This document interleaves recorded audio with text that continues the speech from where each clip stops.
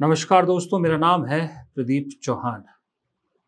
बात समझनी है तो पूरी सुननी होगी। दोस्तों, दो राज्य दोनों एक ही समस्या से जूझ रहे हैं।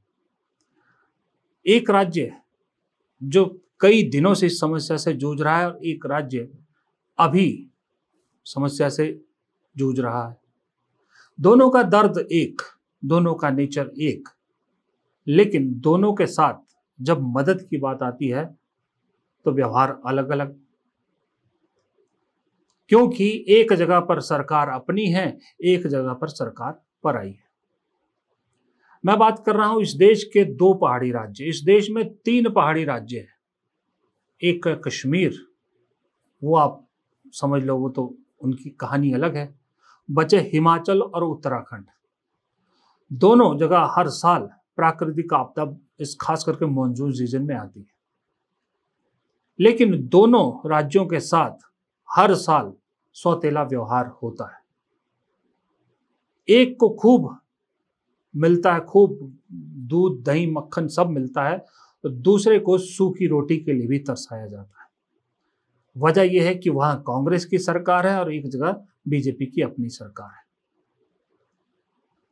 परसों जो आपदा आई, जो भयानक दृश्य आपने देखे होंगे उत्तराखंड में, धरौली में जिस तरह का नुकसान हुआ, वो भगवान करे कहीं किसी भी प्रदेश में ऐसा नुकसान ना हो। बहुत भयावह था, बहुत मासूम लोगों की वहां जान गई। लेकिन जैसी वो खबर आई, केंद्र की सरकार तुरंत एक्शन में आ गई। एनडीआरएफ, एसडीआरएफ सबको भेज दिया गया, सेना को भेज दिया गया।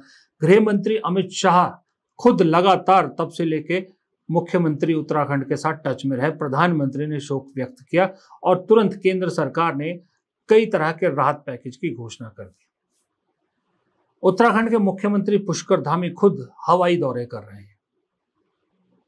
लेकिन दूसरी तरफ हिमाचल प्रदेश है, जहां पिछले तकरीबन एक महीने से प्राकृतिक आपदा ने तहस नहस पूरी तरह से तबाही मचा रखी है। अब तक करीब 195 लोगों की जान जा चुकी है और करीब करीब 2000 करोड़ का नुकसान ये प्राकृतिक आपदा हिमाचल में कर चुकी है। 2023 में इससे भी बड़ी आपदा आई थी, तब तकरीबन 12-14 हजार करोड़ का नुकसान हुआ था हिमाचल प्रदेश का। उत्तराखंड का मुख्यमंत्री हवाई सफर करता है, हवाई जायजा लेता है। हिमाचल प्रदेश का मुख्यमंत्री खुद सड़क नापता है, खुद पैदल जाता है। लेकिन हिमाचल प्रदेश की सरकार दिल्ली के कई चक्कर काट चुकी है, मदद मांग मांग कर थक गई है। 2023 से मदद मांग रही है। उसे तो मदद के नाम पर छुटपुट सहायता मिलती है, लेकिन उत्तराखंड को बिन मांगे ही हर बार सब कुछ मिल जाता है। क्या ये देश इसी तरह से पार्टी वाइज चलेगा या इस देश की जनता एक है? ये दोहरे मापदंड क्यों अपनाए जाते हैं? हिमाचल में 2023 में बहुत बड़ी जो है प्राकृतिक आपदा उस समय ऐतिहासिक रहा है। उसमें जो है एक पीडीएनए का मूल्यांकन कोई 10,000 करोड़ का केंद्र सरकार की टीमें आके की, परंतु 23 में कोई राहत नहीं मिली हमें। सिर्फ हमें जो एक एनडीआरएफ का सालाना जो रकम सभी स्टेट्स को दिया जाता है, चाहे उसमें किसी किस्म की आपदा आए या ना आए, परंतु जो स्पेशल पैकेज मिलना चाहिए था वो अभी जाकर 2023 का इन्होंने केवल 1500 करोड़ की जो है स्वीकृति की है और टोटल मिलाया तो 2000 करोड़ की बात हुई है, जिसमें 500 करोड़ तो स्टेट का शेयर लगना है। तो ये भी जो है 1500 करोड़ जो 2023 का है, अब हमारा नुकसान तो 10,000 करोड़ का हुआ, केवल इन्होंने 1500 करोड़ की बात की है। तो ये भी बहुत कम है और बहुत विलम्ब से आया है, और ये भी जो है अनटाइड नहीं है, टाइड अमाउंट है।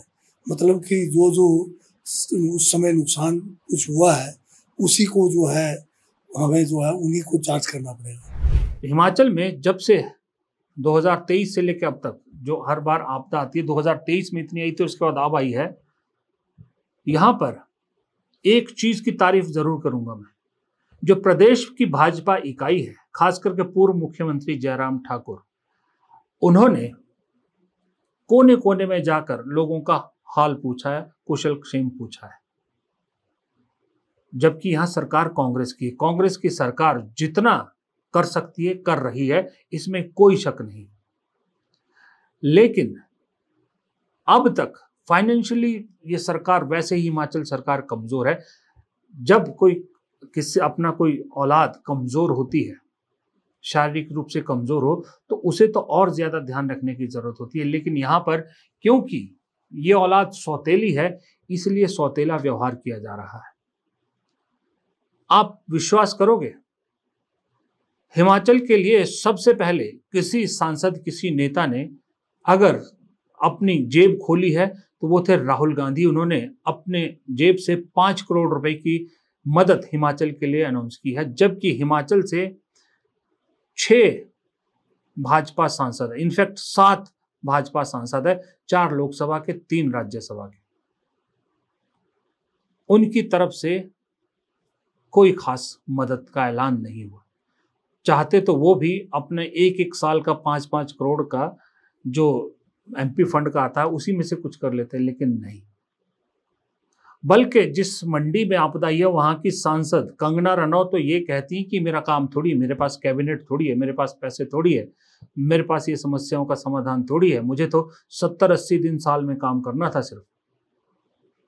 ये जवाब मिलता है लोगों को। लोग भी फिर पूरा जवाब देते हैं कि क्या मैं, या फिर फोटो खिंचवाने के लिए आई हो। ये सब खबरों में है, ये सब आपने देखा है, ये सब हमने देखा है, तो जाहिर सी बात है केंद्र सरकार ने भी देखा होगा। तस्वीरें झूठ नहीं बोलती। हिमाचल में रोज आप देख रहे हैं कि कभी कहीं नुकसान हो रहा है, कभी कहीं नुकसान हो रहा है। तस्वीरें आप सब देखते हैं तो जाहिर सी बात है केंद्र सरकार तक भी तस्वीरें पहुंचती है। ऐसा तो है नहीं कोई झूठ बोल के राहत मांग रहा है, आपसे झूठ बोल के मदद मांग रहा है। लेकिन दिल तभी धड़कता है जब उत्तराखंड से ऐसी तस्वीरें आती हैं, तब आप तुरंत हालचाल पूछते हैं, तुरंत राहत पहुंचाते हैं। लेकिन हिमाचल के दर्द को समझना भी नहीं चाहते आप, क्योंकि हिमाचल ने 2.5 साल पहले आपकी सरकार को सत्ता से उतारकर कांग्रेस को सत्ता में बिठा दिया था। अब आप जनता का मन तो नहीं जीत पाए, जनता का विश्वास नहीं जीत पाए, तो अब उसे मुसीबत में फंसाकर, उसे बदनाम करके जनता का विश्वास जीतना चाहते हैं कि जनता को दुखी देखकर आपको सत्ता मिल जाए, जनता अपने दुखी देखकर सरकार को, कांग्रेस सरकार को कोसते हुए अगली बार आपको चुने। यानी आपके लिए राजनीति जनता के दर्द से ऊपर है। फिर आप दावे करते हैं कि सबका साथ सबका विकास, फिर आप दावे करते हैं कि 18 घंटे काम करते हैं प्रधानमंत्री, फिर आप दावे करते हैं कि जन कल्याण की सरकार है। अगर जन कल्याण की सरकार है तो जन तो किसी का नहीं होता। पार्टी चाहे कांग्रेस हो, चाहे बीजेपी हो, चाहे समाजवादी पार्टी हो या कोई भी पार्टी हो, पार्टी नेताओं के लिए होती है, आम जनता के लिए पार्टी नहीं होती। आम जनता जिसको चुनती है विश्वास से चुनती है, कि उस पर विश्वास करती है। हिमाचल में हर 5 साल बाद सरकार बदलती है पिछले 7 चुनाव से, वो इसलिए कि जनता हर बार कभी कांग्रेस पे विश्वास करती है, कभी बीजेपी पे विश्वास करती है। हमेशा इन्हीं 2 पार्टियों के बीच में रहा है, तीसरी कोई पार्टी आई नहीं। तो जनता का विश्वास है, जनता पार्टीबाजी की वजह से वोट नहीं देती। लेकिन राजनीति पार्टीबाजी से होती है, और आपको अपनी राजनीति रोटियां जो सेकनी है, राजनीतिक रोटियां, वो लोगों के जख्मों पर सेकनी है। लोगों के दुख देखकर आपको मजा आता है, और लोग जब उस दुख से दुखी होकर हाहाकार करने लगे, तब आप कहेंगे कि मैं हूं तुम्हारा कर्णधार, मैं हूं तुम्हारा मसीहा, मुझे चुनो, इस मसीहा को हटाओ, तब मैं तुम्हारी मदद करूंगा। और दूसरी बात, अगर आप ऐसा कर भी रहे हैं तो ये क्यों नहीं सोच रहे कि ये तो समय का चक्र है, ये बदलेगा जरूर। कभी तो ऐसा वक्त आएगा जब यहां पर बीजेपी की सरकार होगी, केंद्र में कांग्रेस की सरकार या किसी और पार्टी की सरकार होगी, और ये आपदा का दौर भी चलता रहेगा, क्योंकि ये आपदा तो मैन मेड है। तब क्या होगा? तब आपकी सरकार किसी मुसीबत में घिरेगी, कभी उसका सोचा है? आप अभी अपनी राजनीतिक रोटियां सेक रहे हैं, लेकिन आने वाले भविष्य में जो आप ही की पार्टी के नेता होंगे वो आपके आज के कर्मों की वजह से क्या भुगतेंगे, कभी ये भी सोचा है? आपदाओं का दौर खत्म नहीं होगा, मैं इसलिए कह रहा हूं क्योंकि खुद सुप्रीम कोर्ट ने कहा है कि जिस तरह से हिमाचल जैसे राज्य में बेतरतीब टूरिज्म के नाम पर कंस्ट्रक्शन हो गई है, विकास के नाम पर पहाड़ों को छीला जा रहा है, विकास के नाम पर पहाड़ों की गोद छेद कर दी जा रही, गोदों में पहाड़ों को अंदर छाती में छेद कर दिया जा रहा है। सुप्रीम कोर्ट कह चुका है कि एक वक्त ऐसा ना है कि हिमाचल इस नक्शे से ही मिट जाए, क्योंकि हर साल ये आपदाओं का दौर बढ़ता जा रहा है, आपदाओं का कहर बढ़ता जा रहा है। लेकिन सुप्रीम कोर्ट ने यह भी कहा है कि इस जो बेतरतीब राज्य सरकारें अपने टूरिज्म को बढ़ावा देने के लिए ये सब कर रही हैं, इस पे नजर रखना केंद्र सरकार की भी जिम्मेदारी है, क्योंकि अल्टीमेटली परिवार की मुखिया तो केंद्र सरकार है ना, पिता तो प्रधानमंत्री होते हैं ना इस देश के। तो हर बच्चे को समझाना, हर बच्चे की हरकत पे नजर रखना एक पिता का कर्तव्य होता है ना। और कुछ नहीं तो प्रधानमंत्री से एक पहाड़ी होने के नाते मैं हाथ जोड़ के गुजारिश करता हूं कि इन दो राज्यों को बचा लीजिए, हिमाचल और उत्तराखंड।